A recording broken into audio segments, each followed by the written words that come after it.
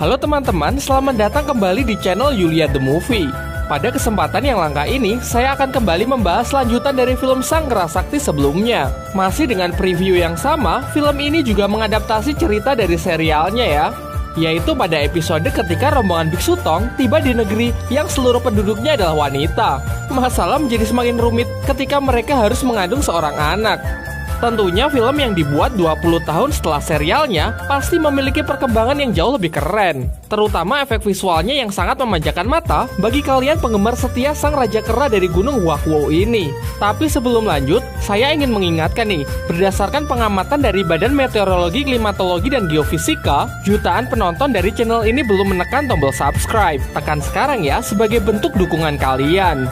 Baiklah, tidak perlu berlama-lama lagi, mari kita langsung ke ceritanya.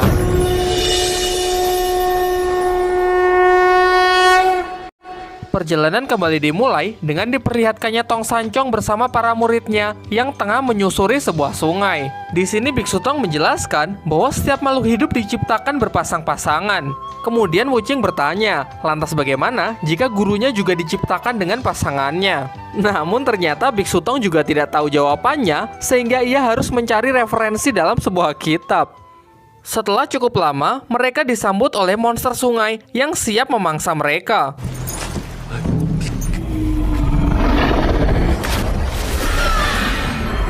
Tentu dengan sigap, Sun Wukong pun langsung melakukan perlawanan. Sayangnya sangat sulit jika harus bertarung sambil melindungi rekan-rekannya. Untunglah tiba-tiba sebuah portal muncul sehingga mereka semua dapat lolos dengan memasuki portal tersebut. Ternyata portal itu membawa mereka jatuh dari sebuah tebing. Di sini jugalah Biksu Tong mengawali pertemuannya dengan seorang gadis yang sangat cantik.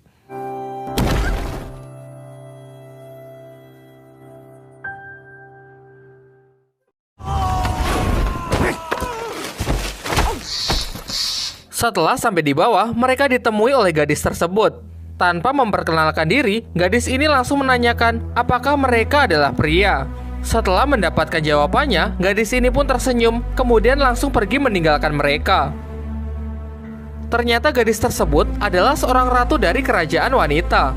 Jelas sesuai namanya, seluruh orang di kerajaan ini adalah wanita.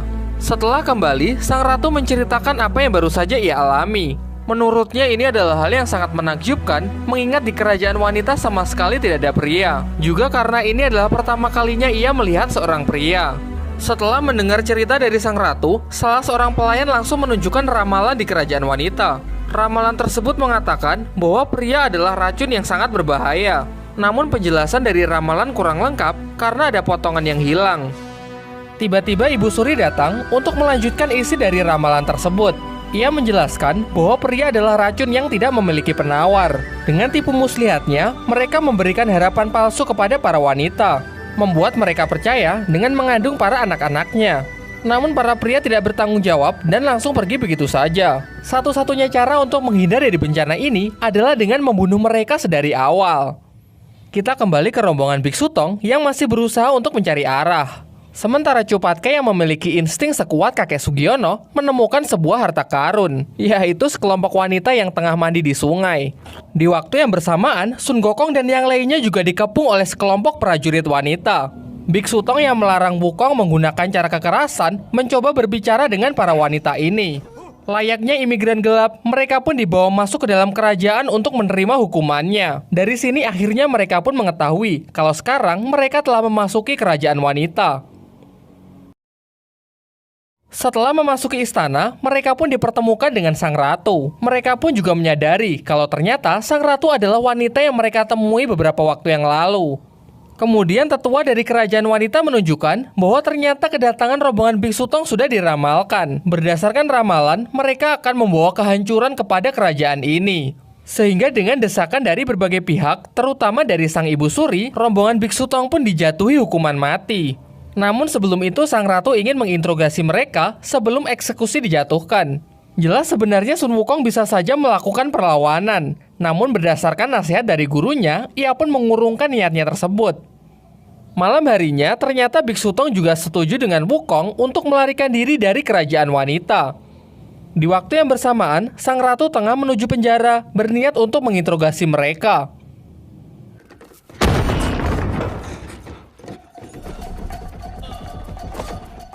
Setelah mereka semua sampai di perbatasan, ternyata kerajaan wanita dibatasi oleh sebuah perisai yang bahkan Sun Wukong sekalipun tidak dapat menembusnya. Hal ini memaksa mereka kembali ke penjara demi untuk menyusun rencana yang lain. Sementara itu, sang ratu yang telah tersadar melanjutkan tujuannya untuk menginterogasi Biksu Tong. Namun di sini sang ratu malah menyatakan perasaannya dan bahkan mengatakan kalau ia ingin menikahi Biksu Tong. Tentu saja Biksu Tong menolaknya karena ia masih memiliki tanggung jawab untuk mengambil kitab suci. Di sini sang ratu sama sekali tidak memaksa. Ia malah berjanji bahwa ia akan membantu rombongan Biksu Tong untuk bisa keluar dari kerajaan wanita. Keesokan harinya, tibalah waktu eksekusi. Di kerajaan wanita menjadi seorang pria adalah kejahatan besar sehingga mereka harus dihukum mati. Namun ternyata ini adalah bagian dari rencana sang ratu di mana ia menyamar sebagai seorang prajurit dan mengganti panah yang tajam menjadi panah yang tumpul.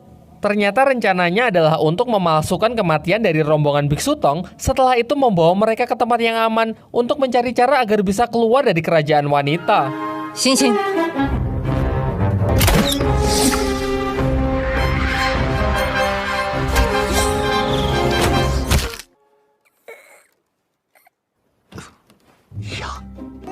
师傅，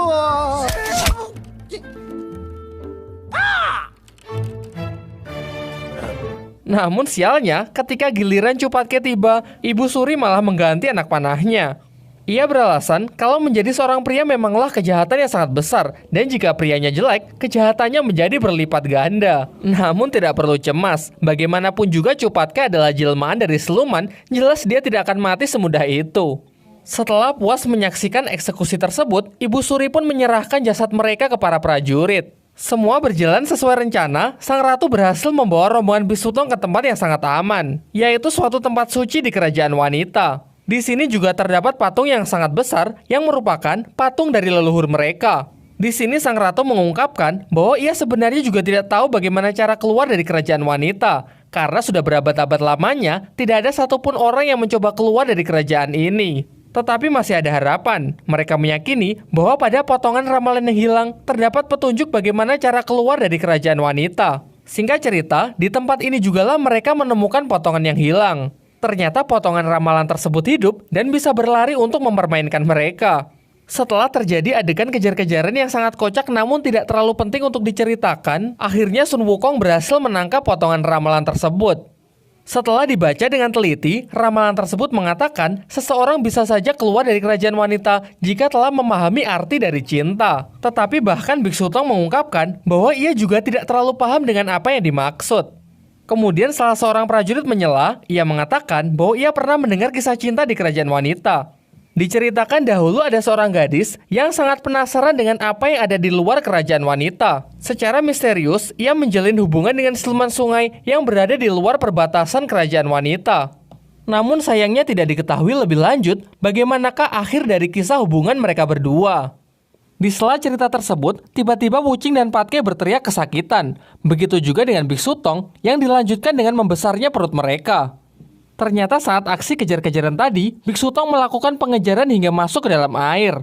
Begitu juga dengan Wuqing dan Patke yang terkena cipratan air. Air tersebut berasal dari mata air ibu dan anak, di mana jika seseorang menelannya, maka secara otomatis orang tersebut akan mengandung.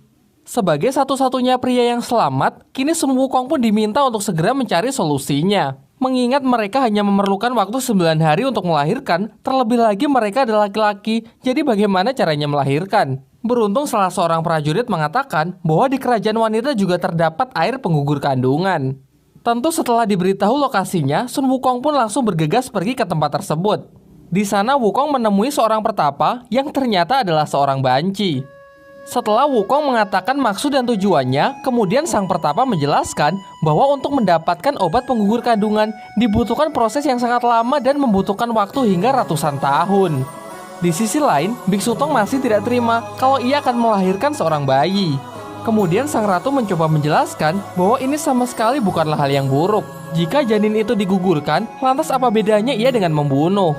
Setelah menyadari hal tersebut, secara perlahan-lahan Biksu Tong pun akhirnya bisa menerimanya. Di waktu yang bersamaan, sang pertapa pun mengungkapkan bahwa ternyata ada cara instan untuk mendapatkan obat penggugur kandungan. yaitu tepat di hadapannya, Wukong harus bisa menunjukkan cinta yang murni.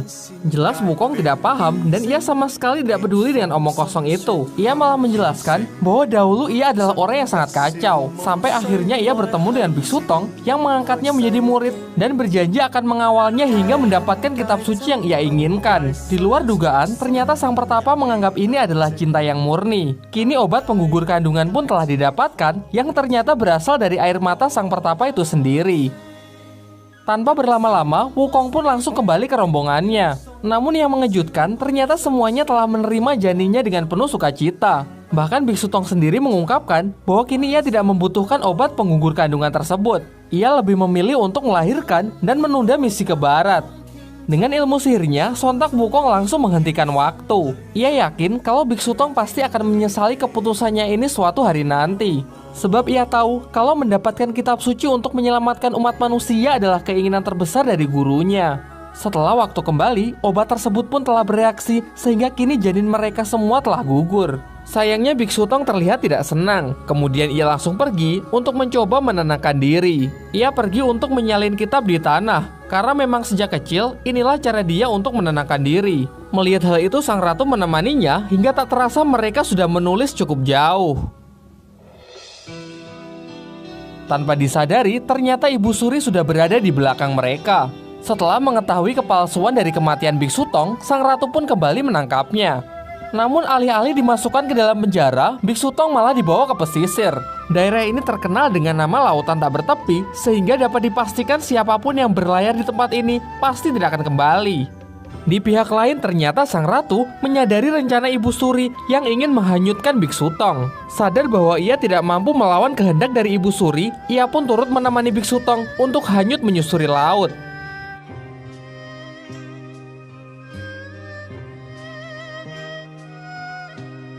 Dan benar saja, setelah lepas dari pantai, kabut yang sangat tebal langsung menyelimuti perahu mereka.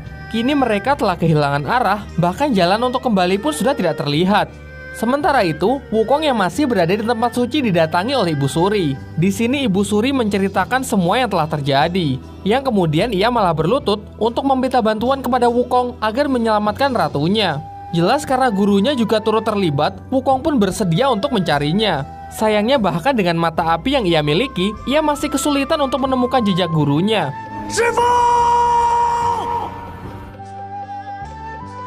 Biksu Tong bersama sang ratu masih terombang-ambing di atas perahu. Meskipun kabut telah menghilang, namun sejauh mata memandang, mereka hanya bisa melihat lautan. Meskipun sepertinya belum cukup lama mereka memasuki laut, namun entah bagaimana, rasanya sudah seperti berbulan-bulan. Tentu sebagai manusia biasa, mereka juga memerlukan kebutuhan biologis. Biksu Tong yang dengan ikhlas menawarkan dirinya untuk dimakan, tentu membuat sang ratu menjadi sangat tersentuh. Jelas ia menolak tawaran tersebut dan lebih memilih untuk menghadapi semua masalah bersama-sama.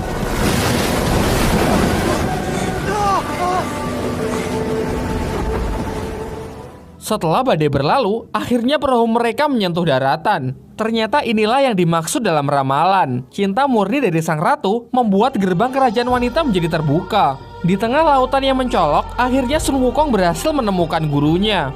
Kemudian ia langsung melepaskan rantai yang mengikat Biksu Tong dan mengajaknya untuk segera meninggalkan tempat ini. Namun Biksu Tong malah menoleh ke arah sang ratu dan ia memutuskan untuk mengajaknya bersama. Ketika sang ratu mencoba untuk mengikutinya, ternyata perisai menahannya. Hal ini menunjukkan bahwa ia memang tidak diizinkan untuk keluar dari kerajaan wanita. Dan saat ia mencoba memaksa, tiba-tiba seluruh kerajaan wanita pun menjadi batu.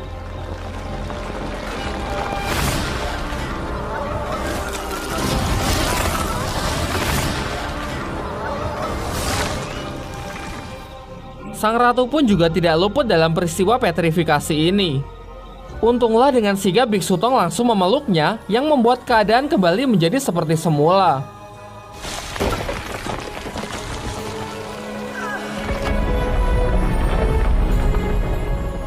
Terbukanya gerbang kerajaan wanita ternyata dimanfaatkan oleh siluman sungai yang berniat menyusup ke dalamnya. Dari sini akhirnya pun terungkap bahwa kisah cinta seorang gadis dengan siluman sungai sebelumnya adalah masa lalu dari Ibu Suri. Dahulu Ibu Suri memutuskan hubungan mereka karena ia terikat takdir yang menjadikannya ratu selanjutnya di kerajaan wanita. Sementara itu, Biksu Tong memutuskan untuk tinggal sebentar lagi di kerajaan wanita sampai sang ratu pulih. Di sana kemudian ia didatangi oleh Dewi Kwan Im yang memberikan ia pencerahan atas masalah ini. Malam harinya, ketika Ibu Suri tengah menggelar upacara pemanjatan doa untuk mendapatkan keselamatan sang ratu, tiba-tiba ia didatangi oleh siluman sungai. Meskipun Ibu Suri cukup terharu karena sang siluman sungai telah menantinya selama 20 tahun, namun ia tetap menolak untuk melanjutkan hubungannya setelah ia mendengar kalau sang ratu telah siuman. Hal ini karena ia masih merasa memiliki tanggung jawab untuk membimbing sang ratu untuk memimpin kerajaan wanita. Siluman sungai yang tidak bisa menerima keputusan itu mengamuk dan berniat untuk membunuh sang ratu. Sampai pada akhirnya Sun Wukong pun bertarung melawannya karena ia ingin melindungi Biksu Tong yang juga berada di tempat itu. Meskipun Wukong dapat menandinginya, namun ia tetap kesulitan karena siluman ini menyandra seluruh kerajaan wanita, melingkupi wilayah tersebut dengan air, kemudian langsung menenggelamkannya. Biksu Tong yang ikut tenggelam kemudian berdoa kepada Sang Buddha agar orang-orang di kerajaan wanita diangkat dari samudera penderitaan. Kemudian dengan kuasanya juga, Sang Buddha mampu meredam emosi dari siluman sungai. Untuk menebus kesalahannya inilah, kemudian sang siluman sungai dihukum untuk kembali menjalani reinkarnasi. Kini akhirnya badai pun berlalu dan kehidupan kembali damai di kerajaan wanita. Setelah mendapatkan pencerahan dari masalah ini, kemudian Biksu Tong pun kembali membulatkan tekadnya untuk mengemban misi ke barat. Begitu pula dengan sang ratu yang ikhlas menerima takdirnya untuk memimpin kerajaan wanita. Kini rombongan Biksu Tong bisa kembali meneruskan perjalanan dan dengan ini film pun berakhir.